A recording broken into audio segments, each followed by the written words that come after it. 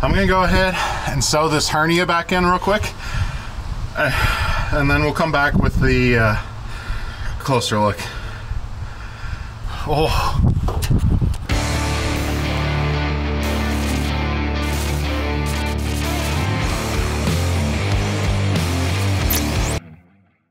Welcome to the shop. I'm Jared, and this is the Questionable Garage. And this is a very questionable car. If you guys go back and remember the first series and installment of the Project Car Rescue, where I go and find old forgotten vehicles that someone pulled out hoping to bring back to life that ended up just sitting around, well, we bought another one of those cars. We took our international travel on a road trip and drug this thing out of a open-ended barn where somebody had found it in a field and absolutely loved it, wanted to bring it back to life, got it home, and then it sat again. So we drug it back, and it's finally time to shine. If you're not familiar with what this absolute gem is, well, I'm not 100%. I was told it was a 1971 Dodge Dart, but after checking the VIN number to pull some options, it looks like it's a 1973 Dodge Dart. There's really not a whole lot different. They changed the keys, they changed some things. I still don't know a lot about this car. I wanted to have the most real reactions possible when we walked around it together for the first time. I basically drug it out, we put some new wheels on it. That's pretty much it. Now, I will be honest, if you look under the car, I did wash it. This thing apparently was covered in oil to keep it from rusting any worse. I've never seen it, but literally the entire body of this car has been leaking oil in my driveway. So before getting anywhere near this close, like, I couldn't put my arm on it. So I pressure washed it. Hello, viewers from the future. I just wanted to go ahead and show you the beauty that is before we do a little bit of washing. Now, I love the look of this car. I know it's a four-door Dart. People don't think they're that cool, but of a four-door, I feel like they did so much to give it interesting body lines. You've got the cool flat section that kicks out just a little bit, and then we go flat. We get a couple more angles. There's just a lot going on. And this particular one has a weird thing going on, and it may be what helped preserve it. But before we start leaning into this thing and really working on it, I want to clean it. So I don't know if you can quite tell on video yet what makes this thing something that needs to get washed before we get too close to it. If we come to the ground here and you notice this line, and it's not quite as prominent, but it is still a little bit here. I've cleaned this gravel up. I actually am now going to have to dig that up. This entire car is heavily coated with oil.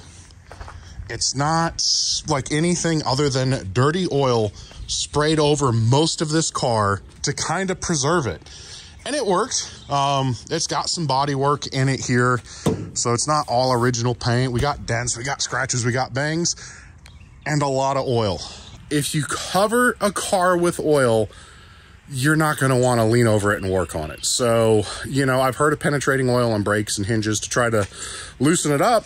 I have not heard about bathing an entire car in oil to make it new. I don't know. But at any rate, we're going to cue some degreaser and try to get this thing a little bit nicer to lean over.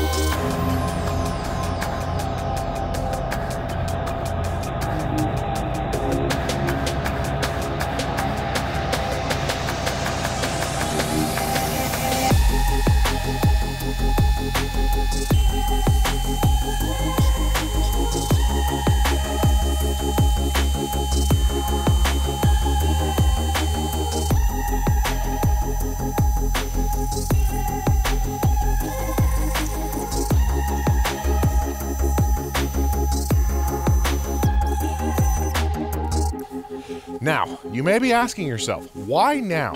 Why are you working on the Dart when we could be working on more of the engine stuff for the Lexus? We don't have body parts yet for Roadblock to get that thing fixed up. I could be working on Earl. That kind of narrows a lot. I now have my 1971 International Scout, which probably would make the trip just fine. I just would need to fire it up. We have our 1971 Econoline, got running with Derek, but it's still not quite ready to go, and that would be a really slow trip. But there's a very good reason we're not doing any of that. I have an event coming up. I need to take a road trip with some friends, and we're going to go get some adult beverages. And it's supposed to be in an old vehicle. And I was going to take Johnny, our 1971 International Harvester pickup truck with the Corvette engine and suspension, and have a lot of fun with that. But unfortunately, after its most recent tuning session, it now is burning a tremendous amount of oil, and I can't take it on a road trip very safely. And the rules of our event require something older than 1983. That kind of narrows a lot. And then we have the 71 or 73 Dodge Dart here. It hasn't moved in like 30, 40 years. We don't know. I don't have the whole backstory. All I know is it was literally covered in grass in a field. Then it sat in a barn, and I have like a week. This is just a terrible idea. Well, all right then, let's take a look around and see exactly what this Dart is. Now, if we cut back to some of the footage of me winching this thing on the trailer, you'll notice all the tires were flat, and they had no hope of holding any amount of air. So, yeah, there's our old wheels and tires. Yeah, they've all exploded. Some of the rims have holes in them. Which one? You still got a bias ply. There you go. You know. Now, these older A-body Mopars have a small bolt pattern. If I remember, it was 5 on 4 inch, which is not easy to find some wheels, but I was able to finally find some just to make it easier for me to move it around the yard. And that's where we learned the first really exciting thing. All 4 wheels do turn on this thing. I love the look of it. Again, she will probably eventually get full paint, but it's kind of a fun look right now. These came with lots of engine options. You get the straight slant 6 in it. You can get some V8s. There was all kinds of goodness that could come in these cars. Now, the much more popular version, of course, is going to be, I believe they're called the Swingers or the GTs, the 2 doors, a little bit shorter and obviously sporty. There's so many dynamic body lines on this car. They took the time to give it some character. Now, speaking of character, again, we've got this weed eater marks. I don't know, the scratches all over it are kind of crazy going on. The front end is not its best feature. She's banged up a lot. We've been pushed in a little here. There is some rust forming despite its full oil bath. You didn't need that part. It slows you down. It does have the mirror delete option. We are missing a lot of the chrome trim, unfortunately. We do got Dart. So we'll come around to the back of this thing. And again, it could be just very simple, but they've got the nice concave glass. They put as much interesting design into a kind of a family utility car. Like, it doesn't have to be boring to have 4 doors. What's kind of fun is it sold King Carp, Savannah, Georgia. So she has been a Southern girl most of her life, which is kind of surprising. To see the amount of rust, my guess is it probably sat near some pine trees. Pine needles get in, hold moisture, and rot. Obviously, someone did not have the key, and rather than being gentle in the key cylinder removal, they, I think they used a pit bull and a forklift. I don't know. That's impressive. So, as the great Derek does, you always start in the back of the car. Let's see. Somewhere in here. There we go. I think that was it. Well, there's some nuts going on there. I can take it to Sears and get my brakes replaced for free. 10/6/1975. Wow. Oh no, 40,000 miles. Well, I don't have, well, I'll find out how many miles on it. I wonder if it's still under warranty there. Looking around here, we've got ourselves an oil-covered toolbox. Oh, tackle box even. We're not going fishing. That looks like maybe from a radiator, a lower radiator mount. Listen, I don't know old Mopars. The fact that I have a Mopar is almost exclusively Bryce's fault from Moparty. I was parked next to his Coronet and was like, I've got to have a Mopar. So instead of buying a Coronet, which is really cool, I bought a Dart 4-door, which I honestly, I love this car. It is so cool. But continuing on, there you go. I think that is the oil that is all over it. We do have more free ventilation back here. This side, the trunk side's good, but the body side's gone. We've got replacement headlight. Hopefully these are spares. We got a light, some more plug wires, rodent chewed plug wires, a really cool funnel. We have got, our under dash vent that is no longer connected for AC. That looks like Astro carpet. Radiator. Oh, I just saw it. That's exactly where you want your carburetor to be. In the trunk. I've really not paid attention to the engine bay, and we might be finding some surprises. Because obviously, if this is back here, it's not putting fuel in up there. We've got that. We've got an air cleaner, a motorcycle sprocket. So that's not looking really good. That we have engine parts in the back and not on an engine. So maybe we go up there and take a look.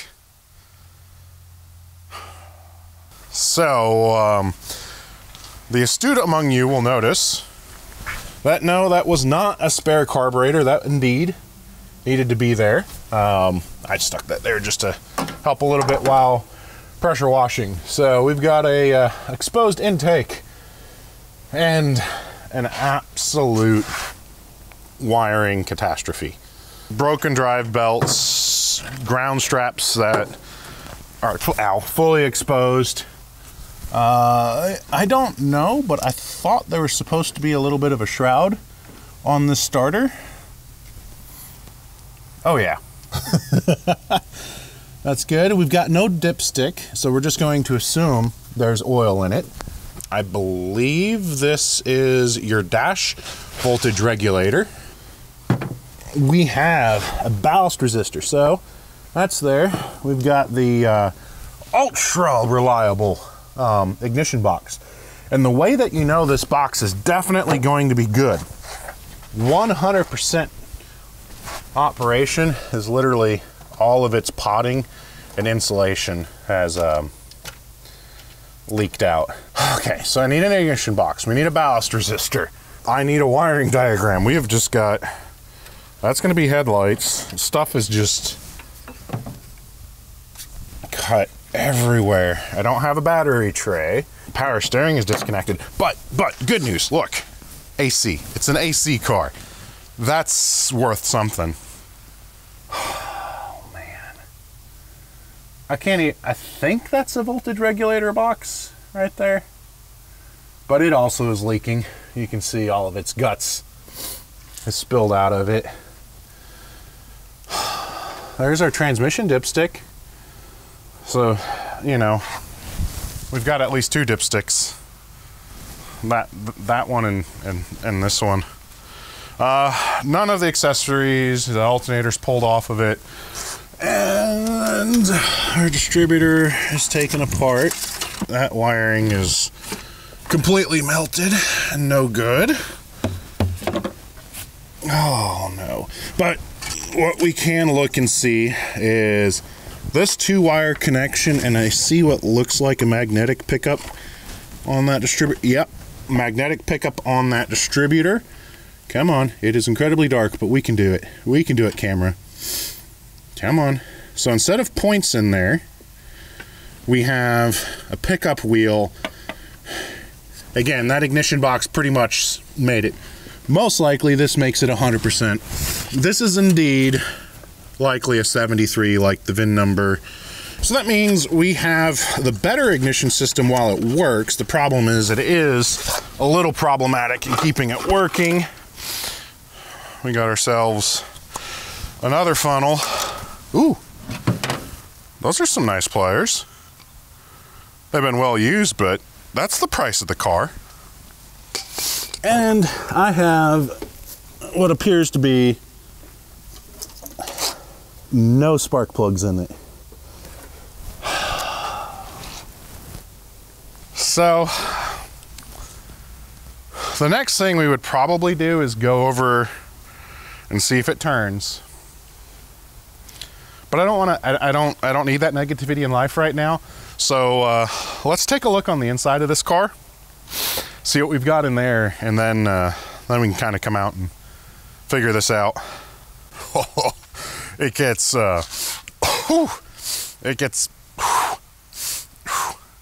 that's strong.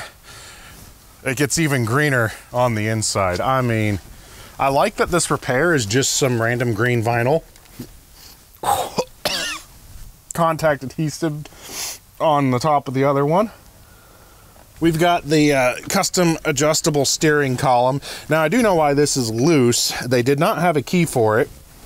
So the ignition lock is stuck on, meaning you couldn't steer it. So they unbolted that. Unfortunately, didn't quite get all the wires out of the way. A couple of them are cut and damaged, so it could turn.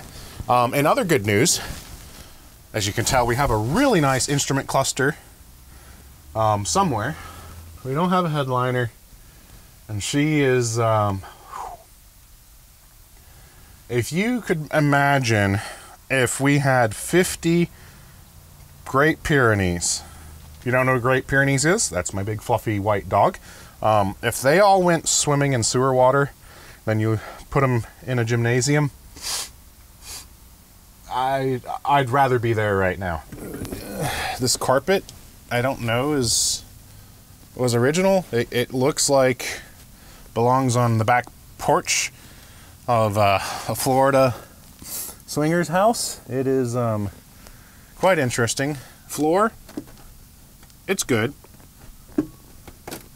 Totally solid there. There's nothing to worry about. Yeah, so that's 14 license plates away from being good. Okay, that's a vacuum switch. Why? Is this like a passing? Like, would you step on that to make it like kick down? Listen, I grew up in the 80s. Electronics, a lot of import cars. I'm learning this older stuff. I tell me, what is that? One of you guys have to know. This cable does, ow, parking brake cable goes in and out. Brake pedal, she's completely locked up. Wiper, yep. That goes to our wiper linkage. It broken. There's some okay sheet metal in there. Normally you don't get to see it so well. We've got duct tape on this side, radio delete, AC is there. I do dig the green. It's rough, but I dig it. I actually kind of like how the sport seats look. Let's take a look in the back. Let's take a look in the back. Oh yes, the ashtray in the rear for your children. 70s was different. Oh, that is very smart to have. So when your dart leaves you stranded on the side of the road, we got ourselves a bit so we can go find us a horse and finish our journey. Why? How did I think this was a good idea? All right, let's find some tools and see if the engine turns over and if there's at least hope there. Now, I want to try my tight reach. I've got the really big boy impact one, and it's not so much for the fan shroud. That's kind of easy to pull. The fan shroud is not obscured and hard to get, but the fan, oh yeah, the fan itself is kind of a pain in the butt to get. So I'm curious to actually try to use this to get my fan bolts off. where you normally wouldn't have quite enough room to get in there and do anything. Sometimes you get yourself a new tool and you're like, ooh, I want to use it as much as possible. I mean, this is kind of convenient, right? I like this. All right, got that one loose. I'm kind of enjoying this. This is kind of impressive. I thought there'd be like one or two just like standout uses for it, but I mean, the likelihood of this radiator being any good is pretty much zero. I don't know why I'm even worried about it. All right, let's just get it out. All of this for a good old slant 6. Now, if you don't know, I have a history with the slant 6.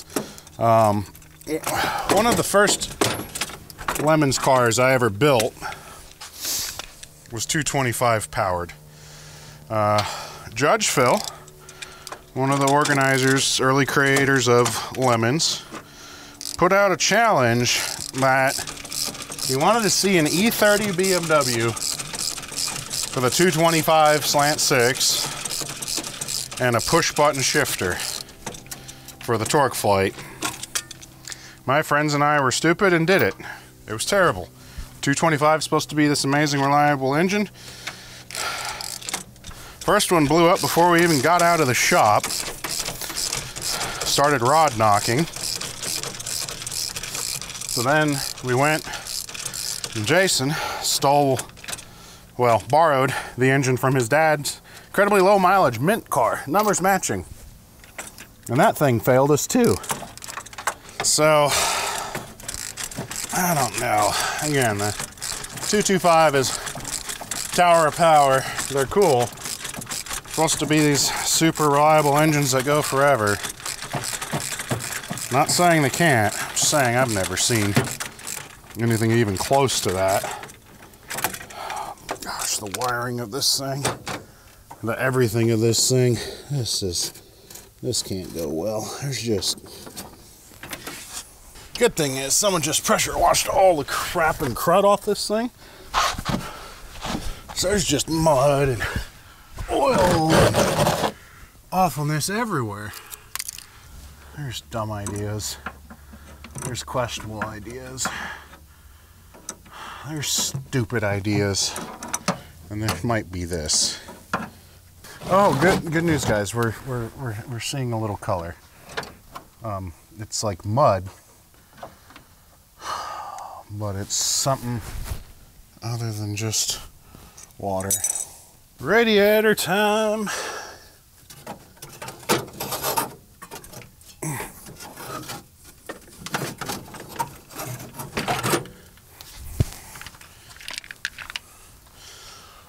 What animal puts nuts in a radiator? Fan shroud? Hey, she's in good condition. No, she's not. It's been broken. Oh, so, had I been able to get access, well, even still, you can't put an impact on it. I'm a fan. That made that part easy. Okay. Crank pulley time. This is where things are going to turn around. Oh, it's not turning. I was really excited for half a second. The guy I bought it from did tell me he's already been soaking it, and I confirmed, and I did know the plugs were out of it, and I've been soaking it.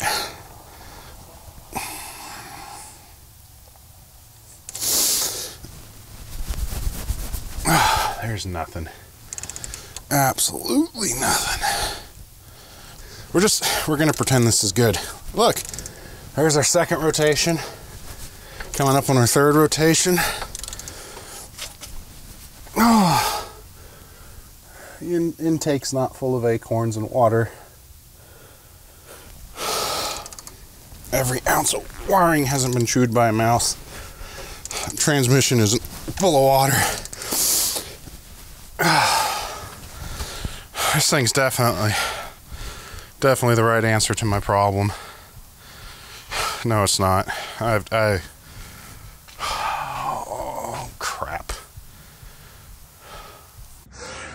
right, so we got the Techlong camera out. We want to know what we're fighting against, and, you know, we've got our 18-foot-long probing cable. We've got our camera in the cylinder, and there's a lot of glare. But as we go in, that's solid rust, and it's kind of hard to picture, but this entire cylinder wall is scaled up, and it's full of water. We come out, let's take a look at number 2. It's like double screens, it's kind of tricky. We'll get it in the hole here, maybe. This one doesn't look too terribly bad, but this has a solid ridge of rust on it. And we can look at number 3. We get in there, and we actually have the piston coming apart at the top there. You can see there's tons of corrosion. Oh look, there's our valves. But you can see the edge of the piston, one has got a lot of rust and is actually breaking apart, which puts us in a not so good situation. Here, just chunks of rust. It almost looks like the cylinder head dropped off there. No, that's still covered in rust and grossness. So this is a good tool to let me know to not waste time, which really stinks because I had some really fun ideas for this car, but we really needed it to perform just for next week. Cylinder 6.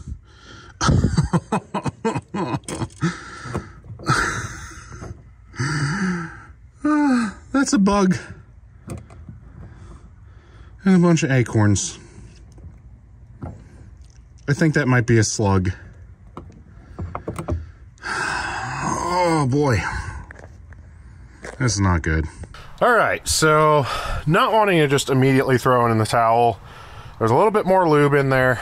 I have got my chain, rather than relying on that crank bolt, we have chain wrench and a cheater pipe. So what that chain wrench is going to do is, rather than turning on the bolt, it bites into the pulley, and the harder you pull, the more it bites.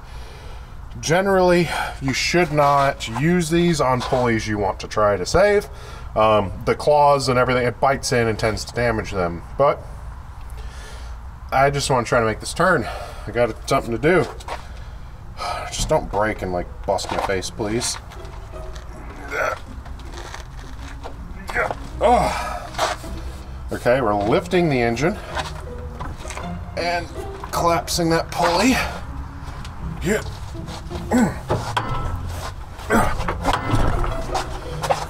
Come on. Yeah, we're just lifting an engine.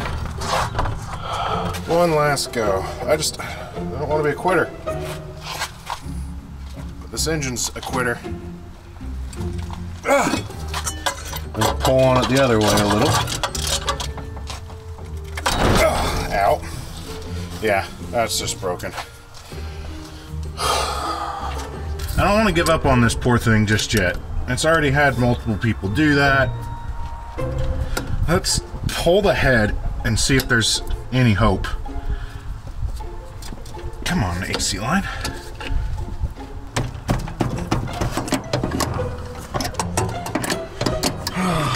What is the likelihood we make this thing turn over? And then rewire it. And fix the fuel system and the brakes, and patch the floor,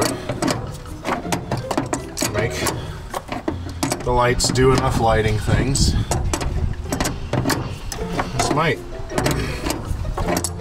This really might just be a dumb idea, not at all in the questionable realm anymore.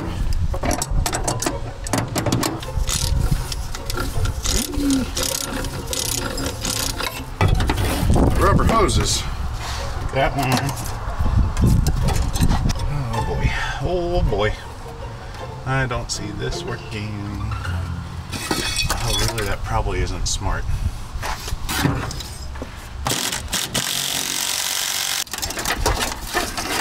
Oh cool.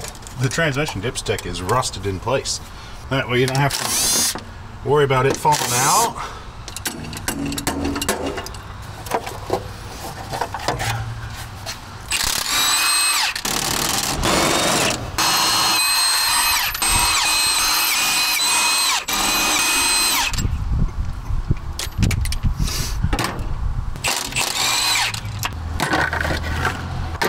This really isn't how you should undo this. You should be rotating, taking tension off. But I don't know if you can tell, it's the more we fight this thing, the more we hit that level of discouraged. Honestly, the fact that it is so easy to pull ahead is legitimately one of the reasons why we're doing it.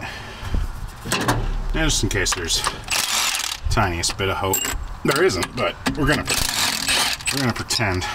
Oh my goodness. How did I not see that before? Can't say I'm mad. I'm just kind of impressed. Remember guys, the Slant 6, that's best engine ever. I literally saw a meme this morning scrolling through. Some haggard up, old beat up sloth talking about, oh, Slant 6, 225, 400,000 miles. Oh, like the bell ain't rung yet. This thing's bell is rung. Holy crap. Let's get some room so we can show it to you. I'm still gonna finish pulling the cylinder head. Once the starter comes out, see if you guys can spot it. At least we know why this thing was parked so long ago. Long before it had an opportunity to use that Sears brake lining warranty. Can you see it? We're not ready to fully show it off yet. I can do this to you.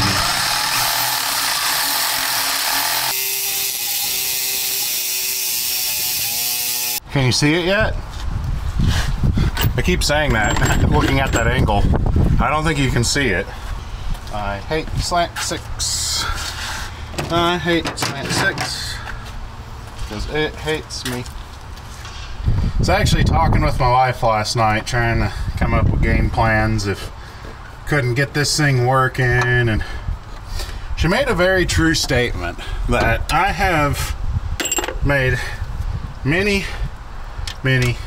questionable car purchases, and they've always kind of worked out. It's never just been like a total catastrophic failure yet. Like the closest that might come is I actually bought a 71 Scout 2 that just kind of ended up being a total turd, rusted through, but we got it running really well, and I gave it to my friend Randy, who salvaged a ton of parts off of it and helped fix a ton of other Scouts, and it went on to do a lot of great things in pieces. That is not, oh no, I forgot how heavy these are. I don't really foresee any one of those types of happy endings for this car. I just, oh, okay. Whew. Yep. Oh boy. Oh. Yep. Oh my gosh. How did it weigh 18,000 pounds? Hi guys, you might be able to see the problem now, but I'm gonna go ahead and sew this hernia back in real quick, and then we'll come back with the handheld camera, and we'll go in for a closer look. I forgot how heavy a fully dressed Slant 6 head is. I should have pulled the intake and manifold. Oh. Ooh, that hurt a lot. I know better than that, but we went for it anyway. Sun's now like right in the eye because we're going inside and outside. Let's start with our cylinder head. Obviously, we should have all the valves closed because we don't have any rocker arms. So closed, closed, closed, closed, closed, and closed. Although, really, if you look, we have a valve that's stuck open, and that's, you know, it's not super uncommon. These things sit, they get moisture, but I'm not 100% convinced that it's staying open because of rust. If we take a look, it's kind of hard to see, but you see how much carbon is there and how relatively less carbon there is around the edge of that thing. But we can try real quick with some percussive things to see if we can make that close. So let's get a percussive tool. Perfect. That valve is closed. Perfect. That head is now reconditioned and ready to go on our block. But that doesn't matter at all. This car's not doing well. I found out why it was parked. So with the head off, the way these straight 6 engines work is 1 and 6 move in pairs, 2 and 5, and 3 and 4. They go up and down and travel together. And because you've kind of always got a pair, that's why they can do really good with torque, that they generate a really good amount of power. They're a ton of fun. And that's what I'm talking about, a Supra. The 2JZ, the 1JZ, and the 7M. For some reason, people claim the 225 is an amazing engine. And it just, I have never been rewarded for putting a ton of work into one of these engines. Now, you can't fully see the bottom of that because it's got fluid in it, and I don't feel like putting my finger in it. But, you know, it's on its way up. Number 2, all the way down. Number 3, it's up a fair bit. Number 4, it's up a fair bit. Kind of has a fun little carbon impression of the valve. Number 5, it's up. And number 6, the one that had all that fun wildlife in it, the slug is gone, but the rest of the junk is still there. Number 5 shouldn't be there. Also, that shouldn't be there. Yeah, that is the optional ventilation. It blew up. Connecting rod, best I can tell, it's gone. Like, looking around, you see the crank journal. There's nothing there. We know now why someone parked it, and this isn't going well. I'm still in need of a vehicle. I was kind of hoping the Dart, you know, these slant 6s, you get them running. They sit in a field for 100 years, and you put some fuel on it, and it fires right up. That's a bummer. So in the interest of, I've got an event next weekend. I've got like 3 days to work on a vehicle to have it ready. Kind of in trouble, because if we come down the list of vehicles, 2 new, it needs to be 83 and older, and power steering's blown up. I've got parts coming, they're not here. That's 2 new and missing a lot of parts. That's 2 new and a friend's and is in pieces. Hey, 1971. It's got an original drivetrain. It can drive at speed, but if we do a flashback, when we were moving out of the shop and I had to find where my Scout went, someone moved it without permission. I guess the legal term would have been stole it. And they destroyed the clutch while they drove it. The clutch slips completely, and it's not one you can just get off the shelf. You've got to find 1 or 2 clutch rebuilders around the country to get built. Otherwise, that would have been put some fresh gas in it, change the oil, and it's ready to go. So I'm kind of bummed on that a whole lot. Yeah, I've not done well with other people driving my vehicles. It's kind of unfortunate. We've got ourselves, well, that's an 86 Honda Accord. 2 new, and it has a blown head gasket, and it's just a donor car for Honda Rousey. Twin Turbo R, 2 new. Definitely way too new, and it's missing a bedside. I think that's 2 new. That would take too long. And of course, Johnny, who unfortunately, despite having a brand new engine, it don't work too good anymore. Oh, there's one more thing. Maybe this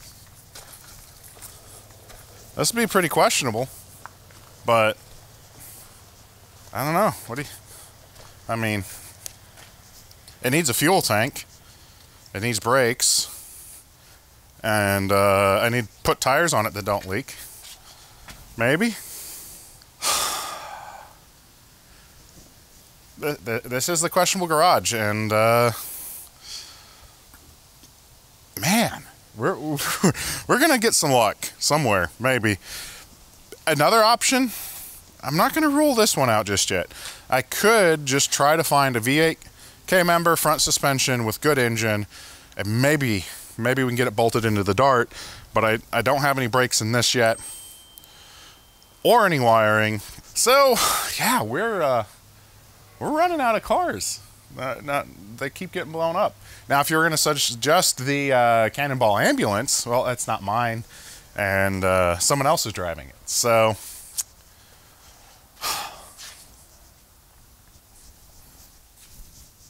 what do you do? We'll come up with a game plan. I did not honestly expect the Dart to be so catastrophically bad. I was kind of hoping that I was going to get it running, because if you go online, everyone is really, really quick to tell you just how amazing the 225 slant 6 is, and all you do is, you know, wiggle your fingers and it starts right up. But okay, next scene is going to be a car. I honestly have no clue what car we're working on, like in 10 seconds, but it's going to be exciting. Whatever it is, it's going to be a problem-solving vehicle, so we can go on a road trip. Any guesses? Comment below. Like, pause and comment. What do you think? What do you think you're about to see right now?